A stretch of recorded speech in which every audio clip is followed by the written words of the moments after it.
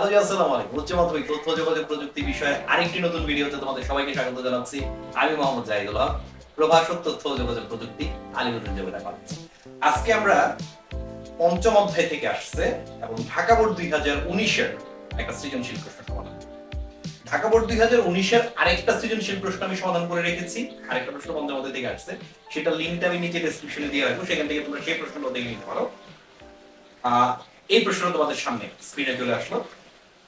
তো উদ্দীপকটার দিকে দেখো যে এইখানে উদ্দীপকটা লক্ষ্য করো এবং প্রশ্নগুলোর উত্তর দাও। উদ্দীপকের মধ্যে আমরা দেখলাম একটা সি প্রোগ্রাম দেওয়া আছে। পরে চিন্তা করবো সি প্রোগ্রামটা কিসের।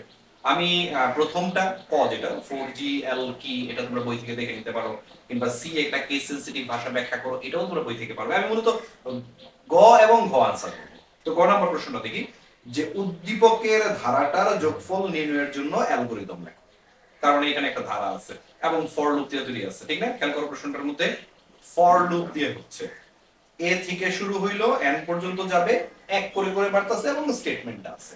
এটার জন্য যদি সিম্পল আমি অ্যালগরিদমটা লিখে ফেলি, চলো অ্যালগরিদমটা লিখেই ফেলি। এটার জন্য আমরা আনসার করব গ নাম্বার। তো চলো গ এর আনসার শুরু করি। ধাপ 1 স্টার্ট। ধাপ 2 এ একেবারে প্রোগ্রামটা দেখে দেখে আমরা করব। ধাপ 2 এ কি হইলো যে সামের একটা ভ্যালু ইনিশিয়ালাইজ করলাম, তাহলে সাম ইকুয়াল টু হচ্ছে 0, এর একটা মান ইনিশিয়ালাইজ করে ফেলি, a ইকুয়াল টু হচ্ছে 1, যেহেতু এর মান 1 থেকে শুরু হচ্ছে, একটা ভ্যালু ইনপুট নিতে বলছে, n এর মানটা ইনপুট নিতে বলছে। তাহলে ধাপ 3 এ আমরা কি করি,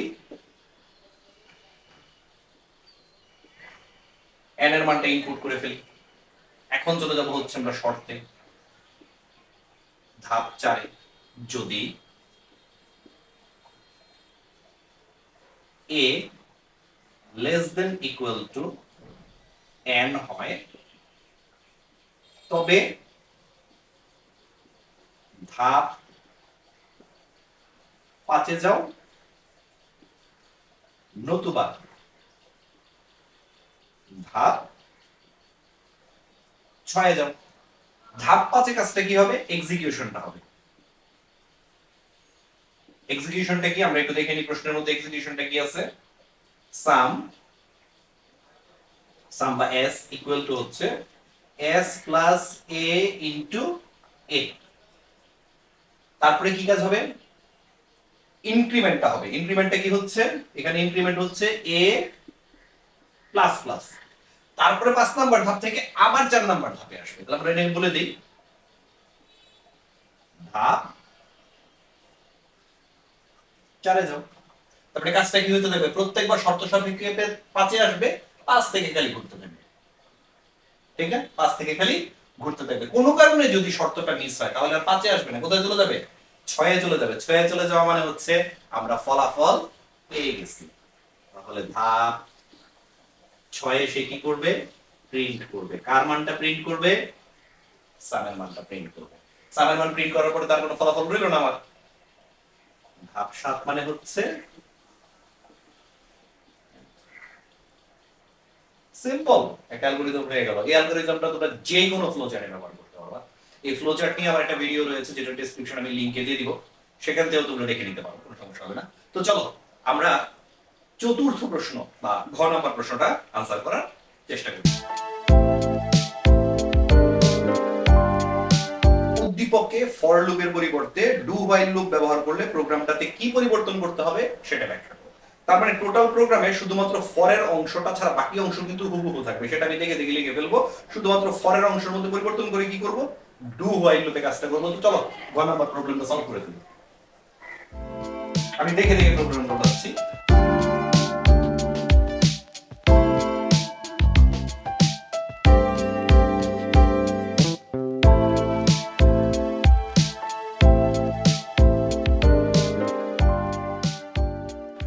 এতটুক পর্যন্ত আমরা হুবহু লিখবো, পরিবর্তনটা হবে এখন। এখন ফরের মধ্যে প্রথম a ইকুয়াল টু a1, এটার মানে হচ্ছে কাউন্টার ইনিশিয়ালাইজেশন। তাহলে লিখলাম আমরা a ইকুয়াল টু 1। তারপরে হবে হচ্ছে ডু কিওয়ার্ডটা, তো লিখলাম ডু। ডু এর ভেতরে আমরা কি করব, আমাদের যে স্টেটমেন্ট আছে সেই স্টেটমেন্টটা দিব।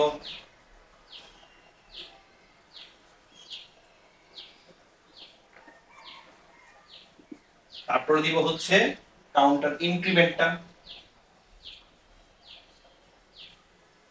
ব্র্যাকেট শেষ করব, তারপরে লিখব হচ্ছে while, এখানে দিব হচ্ছে শর্তটা কি দেওয়া আছে, a less than equal to n, তারপরে হবে একটা সেমিকোলন। মনে রাখবা একমাত্র কন্ট্রোল স্টেটমেন্ট হচ্ছে ডু while, যেটা শেষে সেমিকোলন হয়, আদারওয়াইজ কোনো কন্ট্রোল স্টেটমেন্টের পরে সেমিকোলন হয় না। তাহলে এই মোটামুটি কাজটা হয়ে গেল। এখন আমার শেষে দেখি ওদের কয়টা লাইন বাকি আছে। ওদের একটা সিম্পল লাইন বাকি আছে, যেটা হচ্ছে যে printf। printf কিভাবে দেওয়া আছে, sum percentage d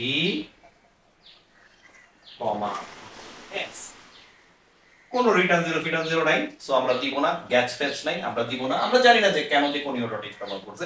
conio dot h সচরাচর গ্যাচ বা টার্মিনেশনের জন্য আমরা ব্যবহার করি, যেহেতু উদ্দীপকে দেওয়া নাই আমরা ব্যবহার করব না।